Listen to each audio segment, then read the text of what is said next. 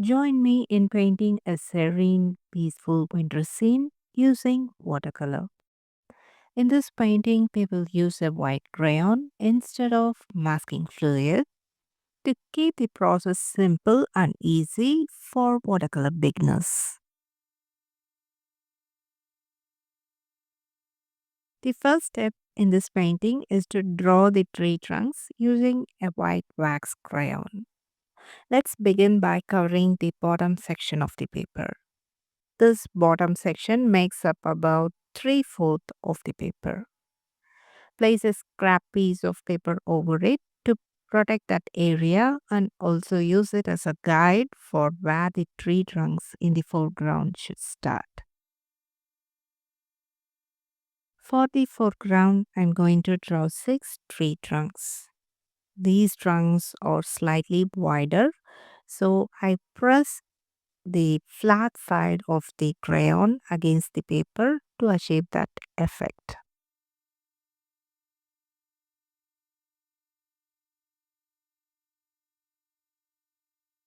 Next, we will move the scrap paper up to the middle part of the watercolor paper. This guides us in drawing the tree trunks for the background. Using the sharp pointed tip of the crayon, I draw many narrow tree trunks in the background to create depth.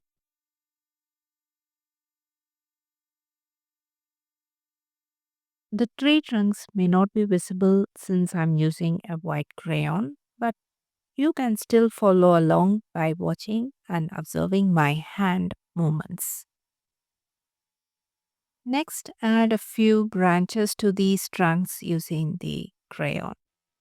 Remember, the trunks in the foreground are wider while the trunks in the background are narrow to give the scene a sense of perspective.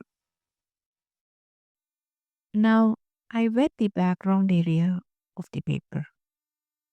For this painting, I used only two pigments, permanent orange and ultramarine. I mix ultramarine with small amount of permanent orange to create a dark bluish tone which I use to paint the background. You can see how the tree trunks start to appear as I add the bluish tone. It's interesting to see how they come to life with just a bit of pigment. For the foreground, I use the same color and apply it with wet on dry technique.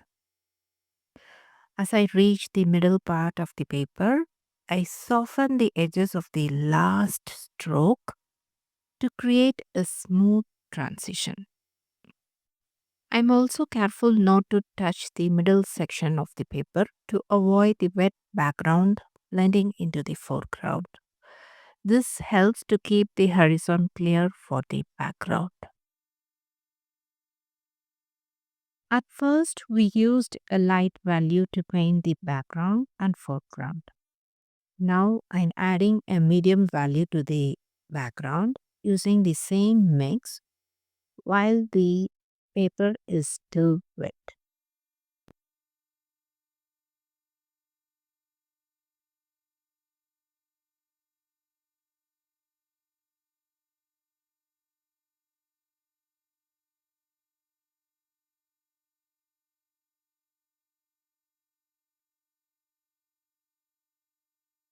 Now I tilt the board to let the pigment to flow naturally, and any excess pigment that collects near the tape is wiped away with a waistcloth, while the pigment that gathers around the wax resist areas is gently lifted using a damp brush.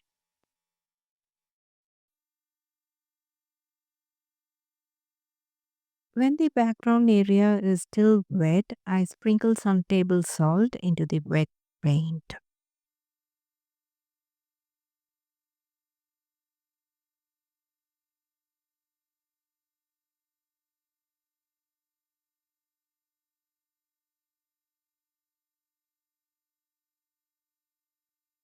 When the foreground is still wet, I added a few simple strokes with medium value to give a sense of depth.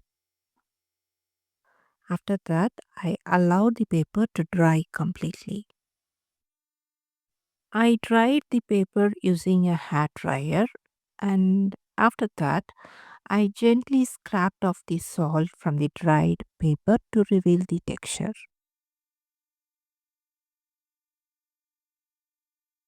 Now, with a dark value of the bluish tone created by mixing ultramarine and small amount of permanent orange, we will paint the shadow part of the trunk. Since we have assumed that the light source is on the right side, the shadow will appear on the left side of the trunk.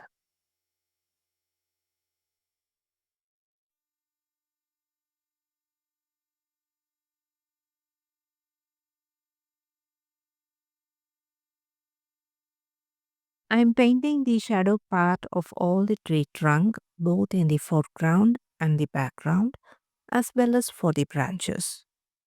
The tree trunks in the foreground are faintly visible due to the light value we applied earlier in the foreground. But once we add the shadow, these tree trunks come to life and become fully visible.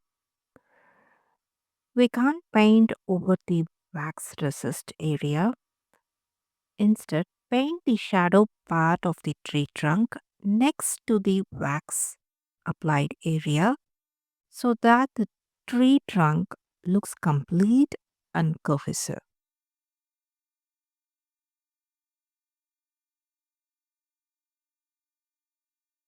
I want to explain this concept once again as it is a new idea and I really want to make sure it's clear for you. That is, we can't paint over the wax resist area because the wax prevents the paint from sticking, that you already know. So we have to paint the shadow right next to the wax area. This keeps the wax area clean while the shadow creates the tree trunk, making it look complete and realistic.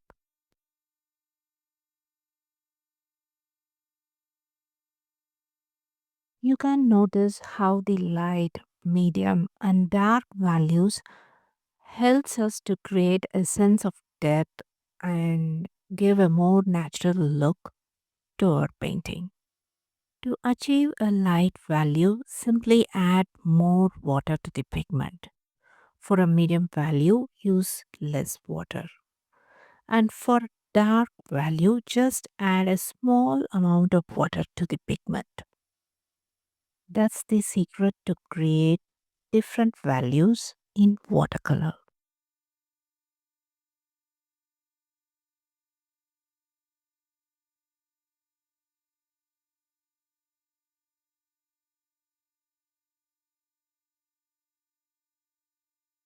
Next, we will add the shadow for the tree trunks. As I have mentioned earlier, we have assumed the light source is on the right side, so we will paint the cast shadow on the left. The shadow falling on the ground is the cast shadow. Using medium value of the same mix, that is mix of ultramarine with small amount of permanent orange, we will paint the cast shadow. While painting the shadow, there should be a smooth transition from dark to light as the shadow moves away from the trunk.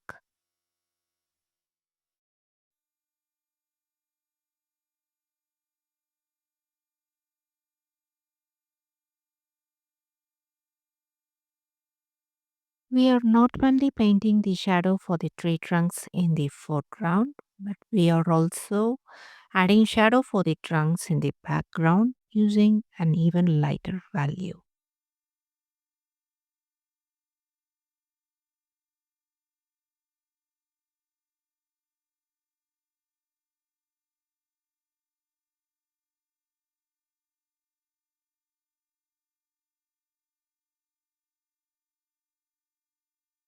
To add some interest to this painting, I'm going to paint a person walking with their pet dog. The person is slightly bending to look at their pet. With just simple strokes, we can create this effortlessly. First, I use permanent orange mixed lightly with ultramarine to paint the shirt.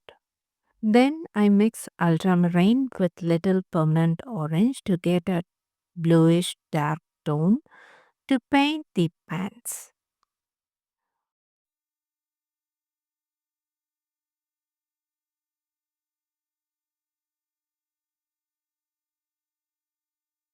For the dog, I mix ultramarine with permanent orange to create a brown hue which I use to paint the dog. With just a few simple strokes, these elements add a fresh layer of interest to the painting, making it more engaging.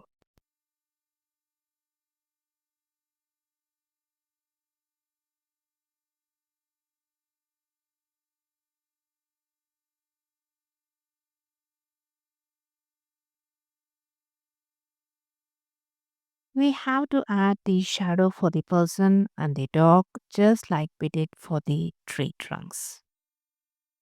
And that brings us to the end of this painting process. I hope you enjoyed watching it. If you like this video, give it a thumbs up and subscribe to my channel for more watercolor painting tutorials.